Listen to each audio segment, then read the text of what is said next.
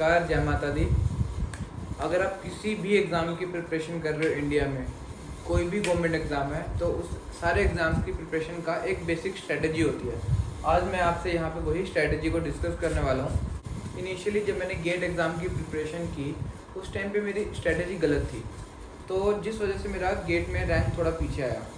पर later on मैंने जब कोचिंग इंस्टीट्यूट भी ज्वाइन किया, मैं दिल्ली गया, उस टाइम पे मैंने लोगों को जाना, टीचर्स से जो वहाँ के इंटरेक्ट किया, जो मेडिसिन में पढ़ता था मैं वहाँ के फैकल्टी से इंटरेक्ट किया। आहिस्ता आहिस्ता मैंने अपनी एक न्यू स्ट्रेटजी डेवलप की पढ़ने की, और वो स्ट्रेटजी जो थी ना, वही मैंने बाद में गेट एग्ज़ाम में फॉलो की, जिसके बेसिस मेरा गेट निकला और मेरा ONGC में ज्वाइनिंग हुआ। और लेटर ऑन जब मैंने सिविल सर्विसेज की प्रिपरेशन शुरू की, उस टाइम पर मैंने सिलेबस चाहे बदल गया हो, बट स्ट्रेटजी सिमिलर थी जो मैंने फॉलो की। तो वही स्ट्रेटजी फॉलो करके मैंने स्टेट सिविल सर्विसेज का एग्ज़ाम भी क्लियर किया। तो चाहे कोई भी एग्ज़ाम हो, चाहे गेट हो, चाहे नीट हो, चाहे UPSC हो, चाहे आपका स्टेट सिविल सर्विसेज हो, हर एग्ज़ाम क्रैक करने के लिए सिलेबस बदल जाता है, बट एक बेसिक स्ट्रेटजी जो होती है ना, वो सेम रहती है। तो वही स्ट्रेटजी हम इधर डिस्कस करेंगे। जब आप अपनी प्रिपरेशन कर रहे हैं, इस स्ट्रेटजी को प्रॉपर माइंड में रखिए और ऐसे फॉलो करेंगे तो आपके चांसेस ऑफ सक्सेस इंक्रीज़ हो जाएंगे। क्योंकि कहते हैं ना, हार्ड वर्क करने से नहीं निकलता है, अगर आपको उसके साथ स्मार्ट वर्क भी करना पड़ेगा। आपको एक आइडिया होना चाहिए कि आपको चीज़ पढ़नी कैसे है। तो वो ही आइडिया हम इस वीडियो में भी डिस्कस करेंगे। तो इस चीज़ को मैं आपको टोटल 9 स्टेप्स में बताऊंगा कि आपको 9 डिफरेंट स्टेप्स क्या करने हैं। और जो हमारी स्ट्रेटजी रहेगी ना, ये 1 ईयर प्रिपरेशन स्ट्रेटजी रहेगी।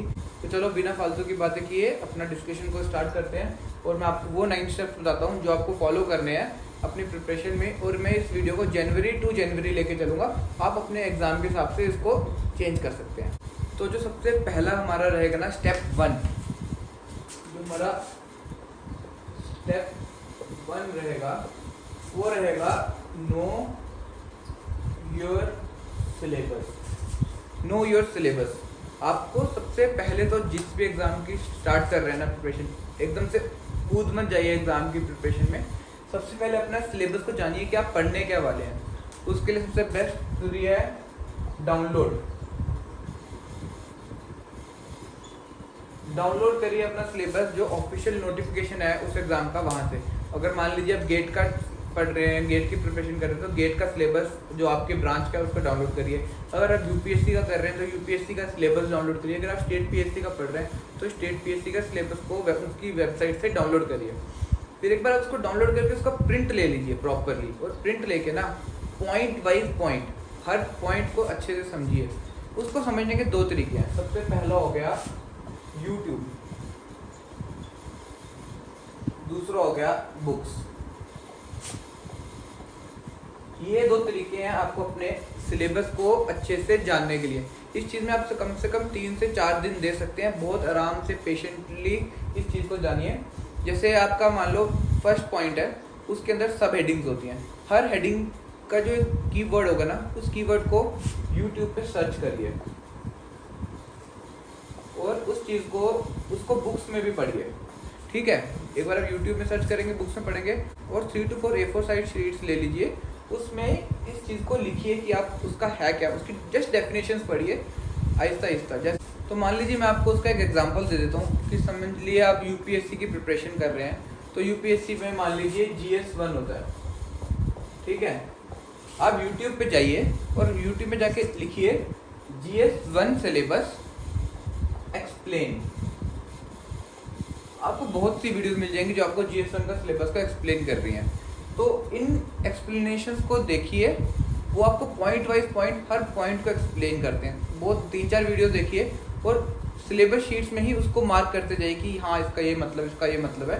आहिस्ता आहिस्ता 3 से 4 दिन लगा के आप प्रॉपरली अपने सिलेबस को समझिए कि आप पढ़ने क्या वाले हैं, ताकि आपके एक माइंड में बैठ जाए कि हाँ ये आपका फ्यूचर कोर्स ऑफ एक्शन रहेगा, ये चीज़ें आपको कवर करनी है, जिस बेसिस पे आप आगे फ्यूचर में पेपर देने वाले हैं।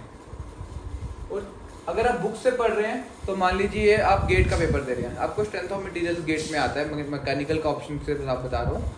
तो स्ट्रेंथ ऑफ मटेरियल अगर आपको आता है, तो स्ट्रेंथ ऑफ मटेरियल की जो बेसिक बुक है, ठीक है, वहाँ पे बेसिक बुक लीजिए। जैसे BS, I am not sure, but शायद से BS ग्रेवाल है। ठीक है, मेरे को पक्का नहीं पता है। अगर मान लो ये बुक है, तो इस बुक को ओपन करिए इस बुक को ओपन करके सिलेबस से मैच करिए। सिलेबस के जितने भी कीवर्ड है ना उसको पढ़िए, एक बारी उसको अच्छे से पढ़िए, आपको समझ आ जाएगा स्ट्रेंथ ऑफ मटेरियल का बैकग्राउंड क्या है। अगर आपको लगे तो 1 वीक तक दे सकते हैं, 3 to 4 डेज में आप अपने सिलेबस को अच्छे से जान लीजिए, ठीक है। एक बार आपको पता चल चुका है कि आपको पढ़ना क्या क्या है, तो उसके बाद आती है स्टेप 2 की बारी। स्टेप 2 क्या है? फ्रॉम वेयर टू स्टडी, कि हमें पढ़ना कहाँ से है, ठीक है। अब आपको पता तो चल गया है कि आपने क्या क्या पढ़ना है, अब ये भी पता होना चाहिए कहाँ कहाँ सोर्सेज से पढ़ना है। इसके लिए भी बेसिक सोर्सेज 3-4 होते हैं। एक होता है यूट्यूब, दूसरा माइट भी अगर आप कोचिंग इंस्टीट्यूट ज्वाइन कर रहे हैं, ठीक है। ये कभी भी फुल सिलेबस पढ़ने के लिए नहीं होता। अगर आप सेल्फ स्टडी कर रहे हैं तो यूट्यूब आपको हेल्प करता है छोटी छोटी चीज़ों को जो आपको टेक्निकल बुक्स से समझ नहीं आ रही है उनको एक्सप्लेन करने के लिए। एक होता है बुक्स जो आपकी स्टैंडर्ड बुक्स होती हैं, एक होता है, ये बहुत इफेक्टिव मटेरियल होता है, मुझे काफ़ी पसंद है, कोचिंग हैंड रिटन नोट्स।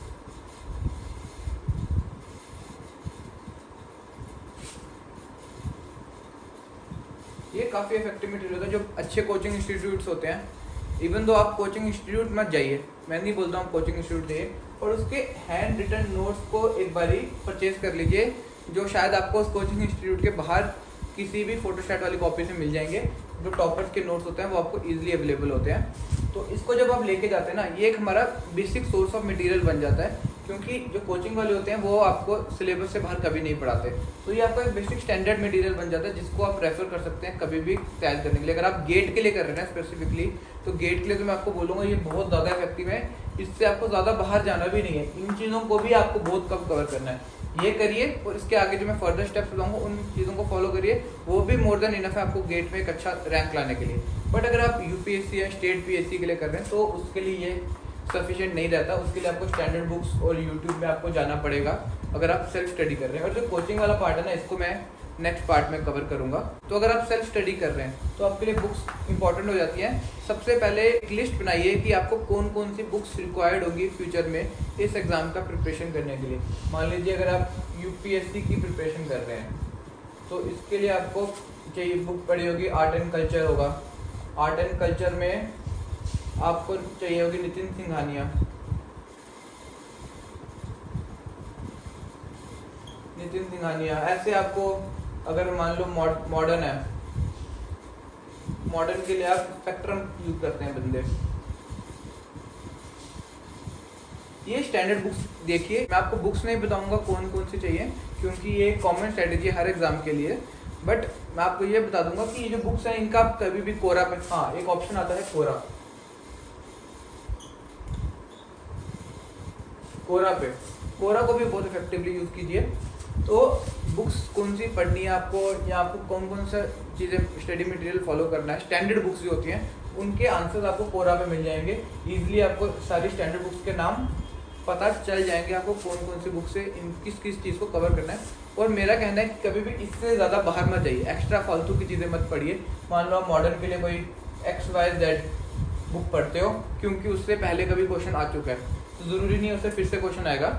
आप बेसिक स्टैंडर्ड बुक्स पढ़िए, अगर उससे बाहर क्वेश्चन आता है तो वो किसी को भी नहीं आता होगा, तो डरिए मत, ठीक है। ये कॉम्पिटिटिव एग्जाम है, आपका दूसरे बंदे अगर आपको नहीं आता और दूसरे को भी नहीं आता तो you are not at the back hand. और अगर यहाँ से कोई क्वेश्चन आया और वो आपको नहीं आता वो, then you are definitely at a back hand. और आपका जो कॉम्पिटिटर है वो आपसे एक क्वेश्चन एक्स्ट्रा सॉल्व कर लेगा। तो जो आपकी स्टैंडर्ड बुक है उसको अच्छे से करिए, एक्स्ट्रा बुक्स को कवर करने की जरूरत नहीं है। स्टैंडर्ड बुक्स के साथ क्या करना है वो मैं आपको भी फर्दर नेक्स्ट स्टेप्स में बताऊंगा। पर स्टैंडर्ड बुक्स पढ़िए, स्टैंडर्ड बुक्स के बाद अगर आप कोचिंग है तो कोचिंग मटेरियल को रेफरेंस लीजिए और इसको रेफरेंस लेके जो भी चीज़ें आपको लगता है कि स्टैंडर्ड बुक्स में काफ़ी ज़्यादा लेंथी दी हुई हैं, बहुत ज़्यादा डिटेल में है, उन चीज़ों के लिए आप इस जगह जाइए क्योंकि बहुत चीज़ें होती हैं हमें स्टैंडर्ड बुक से समझ नहीं आती है। तो कोचिंग मटेरियल को उस टॉपिक के लिए हम रेफर कर सकते हैं और अगर आपको फिर भी समझ नहीं आता है तो आप फिर उसके लिए यूट्यूब जाइए। अगर मैं यूपीएससी के लिए ही बोलूँगा क्योंकि मैंने रिसेंटली उसी की तैयारी किया है, बाकी गेट की मुझे 5 साल हो गए तो मुझे थोड़ा माइंड से निकल गया चीज़ें कि मैं कैसे कैसे क्या क्या फॉलो करता हूँ। इसमें जो जियोग्राफी है, जियोग्राफी मैंने यूट्यूब से पढ़ा था, इसका physical geography part. Physical geography search करूँ यूट्यूब में बाय मृणाल, तो एक फिजिकल जियोग्राफी के कुछ लेक्चर्स आते हैं, 28 आवर्स के लेक्चर्स हैं। वो बहुत अच्छे लेक्चर्स हैं आपको टेक्निकल पार्ट जो है ना जियोग्राफी का खत्म करने के लिए। बाकी जो उसके बाद जो टेक्निकल नॉन टेक्निकल जो थ्योरेटिकल पार्ट होता है वो स्टैंडर्ड बुक से मैंने देख कर लिया। जैसे जियोग्राफी की स्टैंडर्ड बुक एनसीईआरटी की है तो मैंने उसको एनसीईआरटी से कवर किया। तो इसलिए आप YouTube को ऐसे इन चारों चीज मटेरियल को यूज़ कीजिए। और आपको फिर भी कोई प्रॉब्लम आ रही है कि जैसे कि अब मैं हर चीज़ तो इस वीडियो में कवर नहीं करूँगा, जो भी आपको प्रॉब्लम आती है आपकी प्रिपरेशन के टाइम पे, वो वाली प्रॉब्लम गूगल सर्च लिखिए, उसके आगे ब्रैकेट में लिख दीजिए कोरा। तो कोरा में आपको मोस्टली, क्योंकि आपकी प्रॉब्लम जो है आपको फर्स्ट टाइम आ रही है बट पहले भी लोग प्रिपरेशन करते जा रहे हैं, तो वो प्रॉब्लम कॉमन ही होती है। तो जो कोरा लिखें, किसी ना किसी ने वो प्रॉब्लम यहाँ पूछी होगी, उसके आंसर देखिए और उसके आंसर के बेसिस पे आपको उस प्रॉब्लम का सोल्यूशन ज़रूर मिल जाएगा। तो ये हो गया आपका स्टेप 2 प्रिपरेशन का, फ्रॉम वेयर टू स्टडी। तो अब जैसे कि आपका जो स्टेप 1 है और जो स्टेप 2 है वो ख़त्म हो गए होंगे। अब आपको पता चल चुका है कि आपको क्या क्या चीज़ें पढ़नी है और कहाँ कहाँ से पढ़नी है। तो उसके बाद आता है स्टेप 3।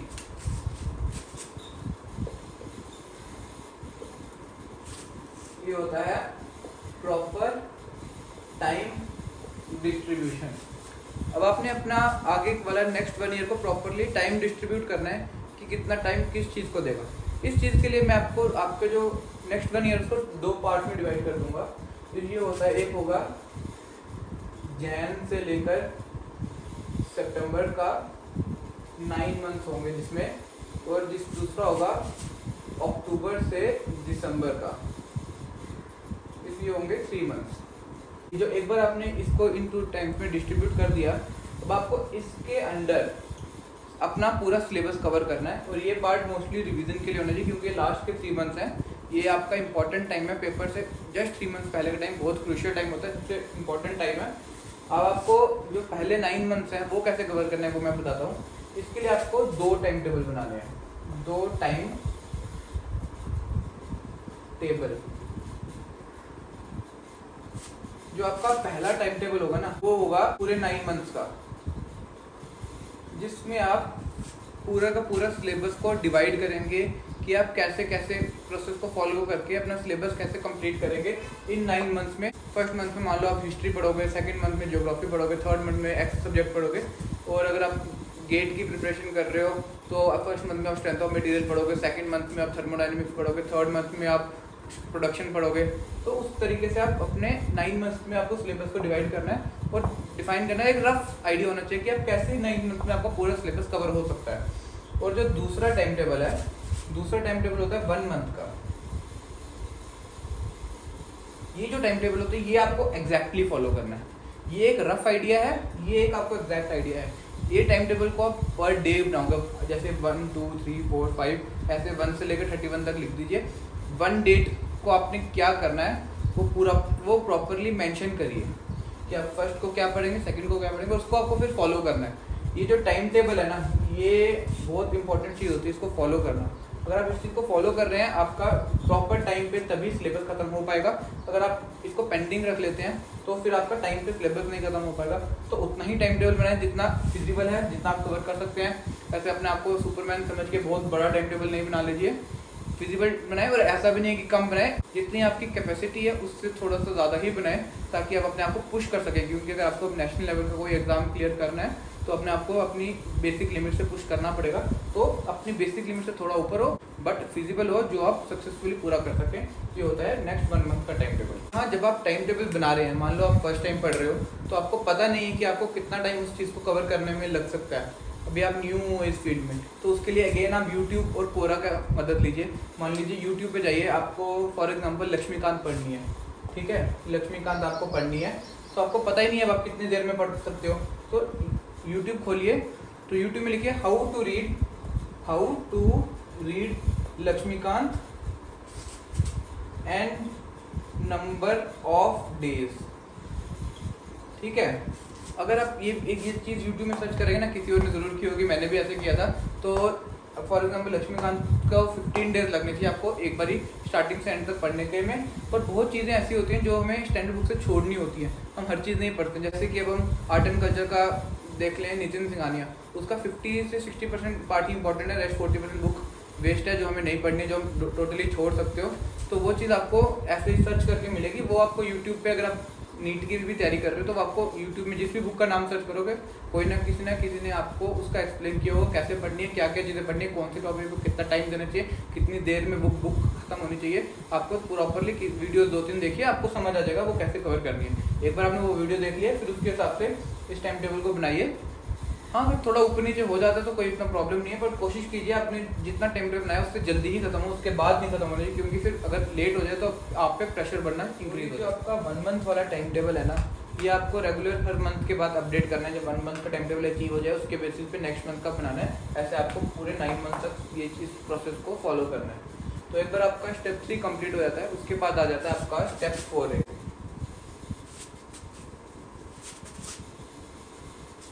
जो स्टेप 4 है ना, वो है राइटिंग प्रीवियस ईयर क्वेश्चंस। ये बहुत ही इंपॉर्टेंट स्टेप है। हमें ऐसा लगता है कि ये प्रीवियस ईयर क्वेश्चन है, ये पहले आ चुके हैं, अब ये फिर थोड़ी पूछेंगे, बट यही जो क्वेश्चन है यही सिलेबस है आपका। एक तरह से देखा जाए, जितने भी कोचिंग इंस्टीट्यूट वाले हैं ना, वो आपको कुछ नहीं पढ़ा रहे हैं, वो प्रीवियस ईयर क्वेश्चन पढ़ा रहे हैं। अगर आप ध्यान से देखोगे तो यही प्रीवियस ईयर क्वेश्चन के बेसिस पे अपना सिलेबस बनाते हैं, उसके बेसिस में आपको पढ़ाया जाता है। ये ही आप इसी के आगे पीछे आपको हमेशा से क्वेश्चन आएंगे। तो इन प्रीवियस ईयर क्वेश्चन को जो आप सॉल्व करते हैं ना, 60% जो क्वेश्चन होते हैं वो इन्हीं को घुमा के पूछे होते हैं। तो अगर आप इन क्वेश्चन को समझ जाए ना कि कैसे सॉल्व हो रहे हैं, इनके कंसेप्ट जान जाए, तो आपका 60% पेपर तो ऐसे ही क्लियर हो गया।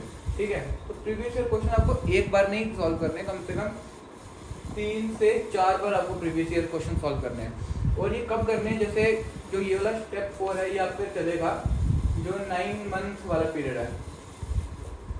9 मंथ वाले पीरियड में आपका स्टेप 4 चलेगा। जैसे कि आपने 1 मंथ का टाइम दिया था, उस 1 मंथ के टाइम में आपने कुछ दिखाया कि आपको इतना टाइम लगा एक सब्जेक्ट को खत्म करने में। जैसे ही आपको वो सब्जेक्ट खत्म होता है, उस सब्जेक्ट के प्रीवियस ईयर क्वेश्चन उठाएं और उस सब्जेक्ट के प्रीवियस ईयर क्वेश्चन को सॉल्व करें। एक तो जो होंगे जो आपने ताज़े पढ़े थे और अच्छे कंसेप्ट वाले क्वेश्चन थे, वो आपने मार्क कर लिए, और जो दूसरे क्वेश्चन थे जो आपने गलत किए वो मार्क कर लिए, और जो तीसरे क्वेश्चन हैं वो जो आप कर ही नहीं पाए वो भी आपने मार्क कर लिए। इन क्वेश्चन को आपने रिपीटेडली 3 to 4 टाइम सॉल्व करना है, ताकि आपका प्रीवियस ईयर इतने अच्छे से कवर हो कि प्रीवियस ईयर वाले कंसेप्ट पे अगर कभी भी कोई क्वेश्चन आता है फ्यूचर में, तो वो आपको कभी गलत नहीं होना चाहिए। ये आपने ऐसे करना है। मान लीजिए आपने किसी सब्जेक्ट को 20 डेज दिए पढ़ने को।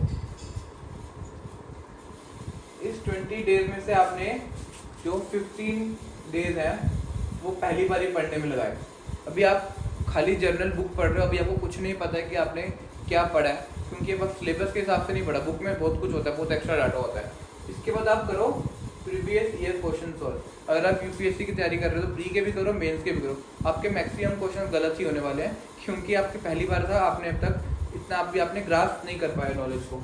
अब आपको इससे एक चीज़ मिल गई कि आपको पता चल गया किस टाइप के क्वेश्चन को पूछते हैं और सिलेबस में क्या चीज़ें इंपॉर्टेंट थी और क्या चीज़ें आपने एक्स्ट्रा पढ़ी थी। इसके बाद वापस आइए सिलेबस पे, वापस उस बुक को पढ़िए इस बार। बट आप जो लास्ट टाइम 15 दिन लगे थे, इस बार आप उस चीज़ को 4 दिन में ख़त्म कर लेंगे।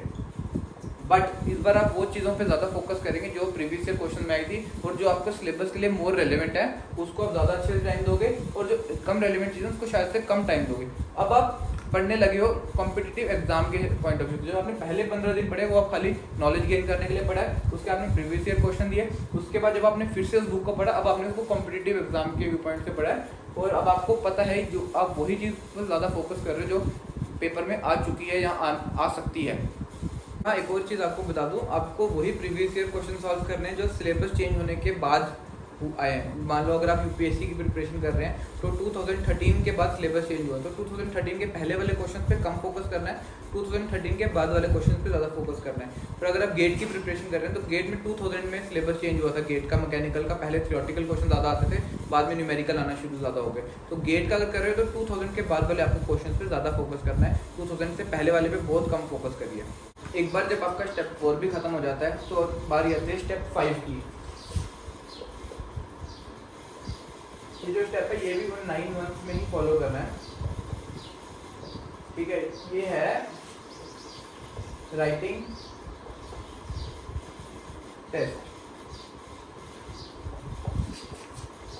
टेस्ट लिखना सबसे ज़्यादा ज़रूरी होता है। कई बार होता है कि हम सिलेबस पढ़ते जा रहे हैं पर हम टेस्ट नहीं लिख रहे हैं, उसका कोई फ़ायदा नहीं होता है। एंड में कॉम्पिटिटिव एग्जाम्स में आप हमेशा गलतियां करके आते हो और बहुत कम नंबर आते हैं। उसका यही रीज़न होता है, हमने टेस्ट कम लिखे होते हैं। जितने ज़्यादा टेस्ट हो सकते हैं आप उतने ज़्यादा टेस्ट लिखिए। सब्जेक्ट वाइज भी टेस्ट लिखिए और फुल लेंथ भी टेस्ट लिखिए। सब्जेक्ट वाइज जो टेस्ट होते हैं वो आपकी गलतियों को ठीक करने के लिए होते हैं। कई बार क्या होता है, हम कोई बुक पढ़ते हैं, बट उस बुक पढ़ने से क्या होता है, हम बहुत ज़्यादा रेलिवेंट चीज़ों को छोड़ देते हैं। बट जब हम टेस्ट लिखते हैं, टेस्ट लिखने से क्या होता है, हम उन क्वेश्चन में गलतियाँ करते हैं क्योंकि हमने उस चीज़ को गलती से छोड़ दिया था। फिर जब हम उसके आंसर देखते हैं तो हमें पता चलता है अच्छा ये चीज़ थी। फिर जब हम नेक्स्ट टाइम जब हम बुक रिवाइज करेंगे ना, जब हम नेक्स्ट टाइम उस बुक को रिवाइज करेंगे, अपने आप जो आपने गलती की थी इस टेस्ट में ना, आपका उस पर ध्यान जाएगा और अब वो जो गलती है आपके माइंड में बैठ गई है, अब आप वो गलती को फिर से नहीं करेंगे। तो टेस्ट लिखना बहुत ज़रूरी है। इसको भी आपने वैसे ही फॉलो करना है जैसे हमने प्रीवियस ईयर क्वेश्चन किए थे। पहले बुक पढ़ो, उसके बाद प्रीवियस ईयर क्वेश्चन सॉल्व करो, उसके बाद टेस्ट लिखो, उसके बाद बुक पढ़ो। या ये प्रोसेस करो या फिर बुक पढ़ो, प्रीवियस ईयर क्वेश्चन सॉल्व करो, बुक पढ़ो, ये थर्ड स्टेप है। देन टेस्ट लिखो, देन अगेन बुक पढ़ो। ये प्रोसेस फॉलो करोगे, अब आपका जो ये बुक है ना, ये हर पॉइंट ऑफ व्यू से कवर हो चुकी है। टेस्ट के पॉइंट ऑफ व्यू से, previous year point of view से आपने इसको मोस्टली हर तरीके से कवर कर लिया हुआ है। अब आप इस चीज़ में गलती नहीं करोगे। जितने भी आप मैक्सिमम आपकी गलतियाँ थी आप ठीक करोगे। और एक और चीज़, जो टेस्ट आप देते हो, ये भी आपको ज़्यादा टेस्ट भी दो, बट एक और चीज़, इन टेस्ट को रिवाइज करना बहुत ज़रूरी है। ऐसा नहीं आपने एक बार टेस्ट दे दिया उसको छोड़ दिया। आप जब वही सेम टेस्ट 1 महीने बाद फिर से दोगे ना, आप देखना वो भी सेम गलतियाँ जो आपने पहली बार की थी, सेम गलतियाँ फिर से रिपीट करने वाले हो, क्योंकि हमारे माइंड में भूल चुका है। तो इसलिए उन टेस्ट को रिवाइज करो। अगर हो सके तो उन टेस्ट को फिर से दे दो, सेम टेस्ट को फिर से दे दो, ताकि एक बार जो आपने गलती की है वही आप फिर से जब करोगे तो आपको अब नेक्स्ट टाइम आप 2 बार सेम गलती करती है, अब आपके वो गलतियाँ माइंड में बैठ जाती हैं। और जब पेपर की बारी आएगी, पेपर में वो सेम गलती नहीं करोगे। अब आपने उस चीज़ को अच्छे से थॉरोली पढ़ लिया हुआ है। और जो आपकी मिस्टेक्स है ना, मिस्टेक्स जो है आपकी, मिस्टेक्स को जो नोट डाउन करो। कभी भी चाहे टेस्ट देते हो चाहे प्रीवियस ईयर क्वेश्चन करते हो सॉल्व, उसकी मिस्टेक्स को कहीं नोट डाउन करो। हमेशा जब भी आप रिवाइज कर रहे हो, ज़रूरी नहीं आपको हर बारी बुक ही रिवाइज करनी, कभी कभी आप अपनी मिस्टेक्स को भी रिवाइज करो, कभी कभी फिर से सेम टेस्ट को रिवाइज करो, कभी कभी जो आपने प्रीवियस ईयर क्वेश्चन दिए उनको रिवाइज करो। ऐसे करते करते आपने हर टेस्ट को, जितने मर्जी टेस्ट दे रहे हो, आप 30 दे रहे हो तो 30, 40 दे रहे हो 40, और प्रीवियस ईयर क्वेश्चंस को, इन दोनों चीज़ों को आपने 3 से 4 बार करना है। हर एक चीज़ को, मतलब 30 टेस्ट दिया तो हर 30 टेस्ट को आपने 3 से 4 बार रिवाइज करना है। प्रीवियस ईयर क्वेश्चन को भी आपने 3 से 4 बार रिवाइज करना है इन 9 मंथ्स के पीरियड में, ठीक है। एक बार आपका ये स्टेप 5 कवर हो जाता है तो इसके बाद बारी आती है स्टेप 6 की। जो स्टेप 6 है, जो स्टेप 6 है, ये भी आपका इन 9 मंथ्स के पीरियड के लिए ही रहेगा। इस स्टेप को बोलते हैं रिवीजन। ये है कि आपको इन 9 मंथ्स के पीरियड में आपने जो सब बुक्स पढ़ी हैं, या फिर आपने जो स्टैंडर्ड मटेरियल से पढ़ा है, या फिर जो आप बुक्स खरीद के लाए थे, जो प्रीवियस हैंड रिटन नोट्स हैं वो लेके आए थे, इन सब से जो भी चीज़ें आपने पढ़ी हैं, आपने इनको कंपाइल किया हुआ है। अब आपको इनको रिवाइज भी करना पड़ेगा। इन चीज़ों को आप कैसे रिवाइज करें उसका एक तरीका बताता हूँ। कभी भी आप पर डे जो चीज़ पढ़ते हैं ना, जैसे पर डे का टाइम टेबल जो होता है, मान लो आप फॉर एग्जाम्पल 12 आवर्स पढ़ रहे हो, तो इसमें से आप 7 आवर्स न्यू चीज़ें पढ़नी है और 5 आवर्स रिवीजन करनी है, ठीक है। और अगर आपको लगता है तो इसको 7 to 8 कर सकते हो, इसको 4 to 5 कर सकते हो। हर दिन आप, तो मतलब आपको हर दिन नई चीज़ भी पढ़नी है और एक कोई पुरानी बुक भी रिवाइज करनी है। और अब आपको क्या रिवाइज करना है, मान लो अभी आपने जनवरी चल रहा है, ठीक है, जनवरी में आपने पढ़ी एक्स बुक, ठीक है। अब फरवरी आया, फरवरी में आपने पढ़ी वाई बुक, ठीक है। अब मार्च आएगा, मार्च में आपने क्या करना है, जेड बुक पढ़ो, न्यू और एक्स को रिवाइज करो। ठीक है, मोस्टली क्या होता है, हम एक मंथ का जब ड्यूरेशन होगी होती है ना हमें किसी चीज़ को पढ़े हुए, तो वो चीज़ हमारे माइंड से आहिस्ता आहिस्ता वॉश आउट होना शुरू हो जाती है। तो एक्स चीज़ को आप यहाँ पे रिवाइज करो मार्च के महीने में, क्योंकि आपको एक मंथ हो गया इसको पढ़े हुए और बहुत जल्दी रिवाइज होगी। आपको जस्ट अभी वॉश होना शुरू ही हुई है, तो जब आप इसको पढ़ना शुरू करोगे आप बहुत जल्दी रिवाइज करोगे। जैसे आपकी इसकी रिवीजन खत्म होती है फिर वाई चीज़ को रिवाइज करो इस रिवीजन वाले टाइम में 4 to 5 आवर्स के। और 4 to 5 आवर्स में खाली रिवीजन नहीं करनी है आपको बुक की, जो आप बुक पढ़ी है जहाँ पे आपने जो हैंड रिटन मटेरियल जो प्रीवियस ईयर टॉपर का था आपने वो पढ़ा है, वो पढ़ने के बाद फिर इसके बाद जो मैंने आपको जैसे टेस्ट बोला था उसका एक्स वाले का टेस्ट रिवाइज कर दो। फिर हो सकता है आपको मन करे तो एक्स वाले का प्रीवियस ईयर क्वेश्चन रिवाइज कर दो। और अगर आपको मान लो ऐसे करते करते करते करते जून आ गया, तो जून अप्रैल में आपने कोई डब्ल्यू चीज़ पढ़ी है, तो ज़रूरी नहीं है आपको जून में उसकी बुक ही रिवाइज करनी है। आपको लगता है कि आपको अभी वो फ्रेश है माइंड में और आप उसका डायरेक्ट टेस्ट दे सकते हो, तो बिना रिवाइज किए इसमें डब्ल्यू को टेस्ट दे दो। तो इससे क्या होगा, जब आप इसका डब्ल्यू को टेस्ट दोगे बिना रिवाइज किए, जब हम टेस्ट होते हैं ना उसमें हमारे दिमाग में बहुत ज़्यादा जोर पड़ता है, तो हम बहुत कम टाइम में बहुत ज़्यादा चीज़ों को रिवाइज कर पाते हैं। और इवन दो आपके मार्क्स कम आएंगे इसमें, क्योंकि आपकी चीज़ें बहुत ज़्यादा वॉश आउट होगी, आपने एक महीने से उसको हाथ नहीं लगाया बुक को, बट मार्क्स मैटर नहीं करते हैं। आप टेस्ट दे रहे हो अपनी सेल्फ इंप्रूवमेंट के लिए है, आप इसमें आपका मार्क्स से ज़्यादा मैटर करता है कि आपने कम टाइम में, आपने अगर मान लो एक टेस्ट में 100 क्वेश्चन थे तो आपने 100 क्वेश्चन रिवाइज कर चुके हो आप। तो 100 क्वेश्चन मतलब 100 टॉपिक्स रिवाइज कर चुके हो। हर एक क्वेश्चन किसी एक टॉपिक पे होगा, आपने 100 टॉपिक्स को रिवाइज कर लिया खाली 2 से 3 घंटे के टाइम पीरियड में। तो इसलिए ज़रूरी नहीं आपको हर बारी बुक ही पकड़नी है, कभी उसके टेस्ट दे दो, कभी उसको रिवीजन कर दो। तो आपको क्या करना है, आज जैसे पर्टिकुलर आज के दिन की मैं बात करता हूँ, आज के पर्टिकुलर में हमने 7 आवर्स पढ़ना है, क्योंकि उसके बाद का जो टाइम होता है ना वो हम पढ़ नहीं सकते। न्यू चीज़ को हमारे पास एक टाइम लिमिट है, उसके बाद हमारा ब्रेन फुल हो जाता है, उसके बाद आप नई चीज़ जितनी मर्जी डाल दो आपके ब्रेन में वो ऐड ऑन नहीं होगी। तो 7 आवर्स के टाइम के बाद जो 5 आवर्स का टाइम है उसमें कुछ रिवाइज कर लो, रिवाइज नहीं करना है तो कोई किसी चीज़ का टेस्ट दे दो। इस हिसाब से करना है कि मान लो अगस्त का टाइम है और मैं आपसे किसी भी सब्जेक्ट का पूछ लूँ, ऐसा नहीं होना चाहिए कि आपके माइंड में कि मुझे उस चीज़ का याद ही नहीं है, वो क्या था, मैंने तो वो जनवरी में पढ़ा था, अब तो मैं बिल्कुल भूल गया। ऐसा नहीं होना चाहिए। कुछ भी पूछूं अगर आपको उसको 30 to 40% ही आपको बताना ज़रूरी है कि वो क्या चीज़ है। इस तरह से आपको रिवीजन और न्यू सब्जेक्ट को साथ साथ लेके चलना है, ताकि आपका जब भी 9 मंथ का पीरियड खत्म हो ना, जब आप सितंबर का टाइम आए, सितंबर के टाइम में आपने हर टेस्ट को 3 से 4 बार रिवाइज करना है और देना है। हर प्रीवियस ईयर क्वेश्चन को आपने 3 से 4 बार रिवाइज करना है और हर सब्जेक्ट को मान लो एक बार आपने पढ़ा प्लस 2 बार रिवाइज करना है। इस टाइम तक आपको 9 मंथ के पीरियड में आपका सिलेबस पूरा का पूरा आपकी ग्रिप में होगा, with test, with previous year question. जितनी भी आप मिस्टेक्स कर रहे हो आपकी मिस्टेक्स सारी वॉश आउट हो चुकी हैं और आप अभी एग्ज़ाम देने के लिए 70 to 80% रेडी हो 3 मंथ्स पहले ही पेपर से। अब जैसे कि हमने रिवीजन भी देख लिया कैसे करना है, तो बहुत लोगों का अगला क्वेश्चन होता है कि हम पढ़ें कितना टाइम और कितना एक दिन में कितना टाइम डिवोट करें।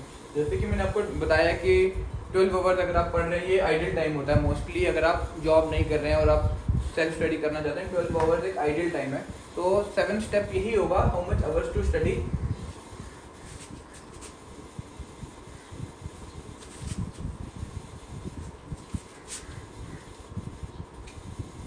सेवन स्टेप जो है ये भी यही रहेगा, how much hours to study, कितने घंटे हम पढ़ें।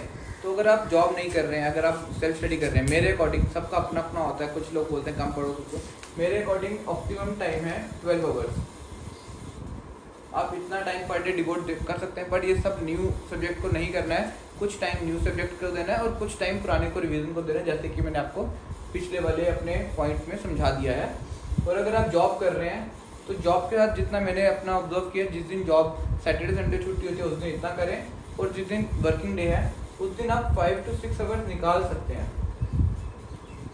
अगर आप एफर्ट डालें, जैसे कि वो अब आपको खुद पे है कि आपको लंच ब्रेक्स को अपने जो ऑफिस की होती हैं उनको प्रॉपरली यूटिलाइज करना है, टी ब्रेक्स अगर कुछ होती हैं तो उसको प्रॉपरली यूटिलाइज करना है, और जो आप घर जाते हो घर जाके भी आपको मैक्सिमम टाइम देना है। तो अगर आप इतना टाइम देने के लिए आपको पर डे मिल जाता है, और जो सैटरडे संडे वीकेंड वाला दिन आप इतना टाइम पढ़ सकते हैं आप एक प्रॉपर टाइम डिस्ट्रीब्यूशन के लिए, कि कैसे आप पर डे को डिवाइड करेंगे, जिसमें आप रिवीजन, टेस्ट और प्रीवियस ईयर क्वेश्चन को एक साथ लेके चलेंगे। देखिए स्टेप 7 भी हमारा कंप्लीट हो गया, ये छोटा ही स्टेप था। जो स्टेप 8 है, स्टेप वो है making short notes. Short notes का जो रहता है ना, ये आपका हर कॉम्पिटिटिव एग्जाम में वेरी कर जाता है। मान लो कि अगर आप गेट का और यूपीएससी और स्टेट सिविल सर्विस का मैं आइडिया दे देता हूँ। जैसे गेट हो गया, गेट में मैंने क्या किया था, जो previous year hand written notes जैसे आपने ले लिए प्रीवियस ईयर टॉपर के, वो ऑलरेडी बने बनाए नोट्स हैं, तो आपको फिर से उसके नोट्स नहीं बनाने, वही रिवाइज करने हैं, और वो इनफ होते हैं। गेट के लिए आपको एक्स्ट्रा स्टैंडर्ड बुक्स पढ़ने की इतनी जरूरत नहीं पड़ती है, क्योंकि वो हैंड रिटन नोट्स प्लस अच्छे इंस्टीट्यूट के hand written notes plus previous year question plus test दे के आपको अच्छा सा वाइंड अप हो जाता है, जिससे आप मैक्सिमम कर सकते हैं। उसमें क्या करिए कि उसमें आप जो फॉर्मूलाज होते हैं ना किसी भी सब्जेक्ट के, उसकी एक नोट्स बना दीजिए, ताकि आप फॉर्मूलाज को बार बार रिवाइज कर सकें। फॉर्मूलाज रिवाइज करना बहुत ज़्यादा इंपॉर्टेंट हो जाता है गेट में, क्योंकि जब हम न्यूमेरिकल्स बहुत ज़्यादा आते हैं और हमें सारे फार्मूला पता होने चाहिए, तो जब हम फार्मूलाज बार बार रिवाइज करते हैं, कभी भी मन किया थोड़ा सा बोर हो रहे हैं तो फार्मूला रिवाइज कर लिए, इससे हमारे फार्मूलाज हमारे माइंड में बैठ जाते हैं, जिससे हम क्वेश्चन जल्दी सॉल्व कर सकते हैं, क्योंकि हमारे पास वहाँ पर टाइम लिमिट होती है। ये जो कॉम्पिटिटिव एग्जाम्स होते हैं ना, ये आपका ये चेक नहीं कर रहे कि आपकी नॉलेज कितनी है। आपको अगर लग रहा है आपकी नॉलेज चेक हो रही है, तो ऐसा नहीं है। नॉलेज जब आप पेपर में बैठते हैं सबको एक बराबर होती है, सारे बहुत ज़्यादा टॉपर्स होते हैं। ये कॉम्पिटिटिव एग्जाम चेक करते हैं कि आप कितनी कम टाइम में कितनी कम गलतियां कर सकते हैं। जो इंसान कम गलतियां करेगा ना, वही कॉम्पिटिटिव एग्जाम क्लियर करेगा। और अगर आप ज़्यादा गलतियां करोगे तो आपको कॉम्पिटिटिव एग्जाम क्लियर नहीं होगा। कम गलतियां करोगे तो आपको कॉम्पिटिटिव एग्जाम क्लियर होगा। बट जो पेपर देने बैठे हैं सबकी नॉलेज बराबर है, और गलतियों को मिनिमाइज कैसे करना है, अपने टेस्ट दो, टेस्ट को रिवाइज करो, अपने प्रीवियस ईयर क्वेश्चन को रिवाइज करो, जो मिस्टेक्स हैं जो कर रहे हो वो देखो, और जो अपने फार्मूलाज हैं, जो आप गेट के पेपर में आप फार्मूला सॉल्व कर रहे हो, वो फार्मूलाज आपके ग्रिप में हो, ताकि आप जल्दी से पेपर खत्म कर सको बिना गलतियों के। और अगर मैं आपको यूपीएससी और स्टेट पीएससी का बता दूं, तो इसमें जैसे मेरा था, मैं क्या करता था, जैसे स्टैंडर्ड बुक पढ़ ली, जो स्टैटिक पार्ट है उसका कभी नोट्स नहीं बनाता था। जो डायनेमिक पार्ट है, जैसे हम करंट अफेयर्स, उसमें यूपीएससी में तो करंट अफेयर्स भी इंक्लूड करना पड़ता है, तो उसमें क्या करता था मैं, जो करंट अफेयर्स है, जो न्यूज़पेपर पढ़ रहा हूँ या फिर जो मैगजीन्स पढ़ रहा हूँ, उसके टॉपिक वाइज जो नोट्स बना देता था। कि जैसे कि एक A4 साइज शीट पे एक टॉपिक का नाम लिख दिया, उसके ऊपर कोई भी न्यूज़ आएगी, उस न्यूज़ को मैंने देखा हाँ ये न्यूज़ मेरी उस टॉपिक से रेलेवेंट है, तो उसको मैंने उधर 1-2 लाइनों में लिख देता था। तो मेरे टॉपिक वाइज पूरा करंट अफेयर का एक नोट्स बन जाता था, ताकि मुझे बाद में फिर से न्यूज़पेपर को ना देखना पड़े, या मुझे बाद में फिर से अगर कोई मैं मंथली मैगजीन पढ़ रहा हूँ, मुझे वापस उस मंथली मैगजीन पे ना जाना पड़े, मैं वापस सीधा उस नोट्स को देखूँ और मेरा वो उस नोट से ही पूरा का पूरा करंट अफेयर्स कवर हो जाए। बट जो स्टैटिक पार्ट है, जैसे कि स्पेक्ट्रम बुक हो गई, जैसे कि नितिन संघानिया बुक हो गई, इन बुक्स के मैं नोट्स नहीं बनाता, इनको वहीं पे अंडरलाइन करता था और इन बुक्स को वहीं से डायरेक्टली रिवाइज करता था, क्योंकि वो सेल्फ खुद में एक नोट्स ही है जो किसी ऑथर ने बनाया है specially UPSC point of view से ही। इसके बाद आ जाता है जो स्टेप 9 है। ये वाला स्टेप जो है आपको पूरे के पूरे एक साल ही फॉलो करना है। ये वाला स्टेप मैं एंड में बता रहा हूँ, बट स्टिल ये one of the most important step है। इस स्टेप को मैं बोलता हूँ बिलीव इन योरसेल्फ। अगर हम खुद पे बिलीव नहीं कर रहे हैं ना, जितना मर्जी आप पढ़ लो, आप एग्जाम नहीं निकाल पाओगे। ऑप्टिमिस्टिक व्यू पॉइंट बहुत ज़्यादा ज़रूरी है किसी भी एग्जाम को क्लियर करने के लिए। मान लो अगर आप किसी कॉम्पिटिटिव एग्जाम की तैयारी कर रहे हैं और आप पहले ही सोच के चलो यार उसमें टॉप 1000 में आ गया तो ठीक है, मेरे को अच्छा कॉलेज मिल जाएगा, ऐसा नहीं है। आपको हमेशा रैंक 1 के लिए ही एम करना है। निकले नहीं निकले वो बात की बात है। अगर आप एम करेंगे तो एक पॉजिटिव व्यू पॉइंट आता है, जिससे खुद में पॉजिटिव एनर्जी आती है। चाहे अगर आप 4 घंटे भी पढ़ रहे हैं ना, अगर आप पॉजिटिव व्यू पॉइंट से पढ़ते हैं तो उन 4 घंटों के टाइम पीरियड में आप आउटपुट ज़्यादा अच्छा दे पाते हैं। वरना अगर आप ये सोच रहे हैं कि निकलेगा नहीं निकलेगा, तो वही 4 घंटे में आप हो सकता है 2 घंटा आउटपुट दे पाएँ, बाकी 2 घंटा आपको माइंड लग ही नहीं रहा पढ़ाई में, क्योंकि आप में पॉजिटिव व्यू पॉइंट नहीं है। तो हमेशा आप खुद में बिलीव रखिए कि हाँ मैं कर सकता हूँ, और अपना जो एफर्ट है वो 100% दीजिए। और इस चीज़ को आपने पूरा प्रॉपर फॉलो करना है 1 साल तक। इस स्टेप को मोस्टली अभी मैंने आपको बता दिया है जनवरी से सितंबर तक का पीरियड। ये पीरियड में आपको कैसे चीज़ों को रिवाइज करना है, कैसे आपने टेस्ट देने हैं, कैसे आपने प्रीवियस ईयर क्वेश्चन को लेके चलना है और कैसे आपने नोट्स बनाने हैं।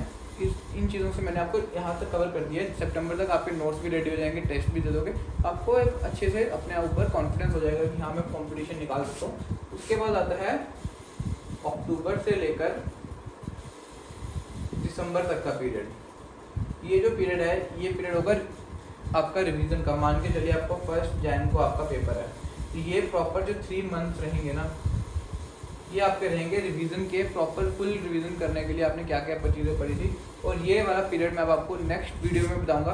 अभी तक आपने ये देख लिया, अगर आपको लग रहा है कि आपके फर्स्ट 9 मंथ पे ग्रिप बन सकता है इन वीडियो से, तो मेरा नेक्स्ट वीडियो देखिएगा जिसमें आपको आगे का बताऊंगा लास्ट के 3 मंथ आपको कैसे कवर करने हैं और आपकी क्या स्ट्रेटेजी रहेगी रिवीजन के लिए। तो धन्यवाद, जय माता दी।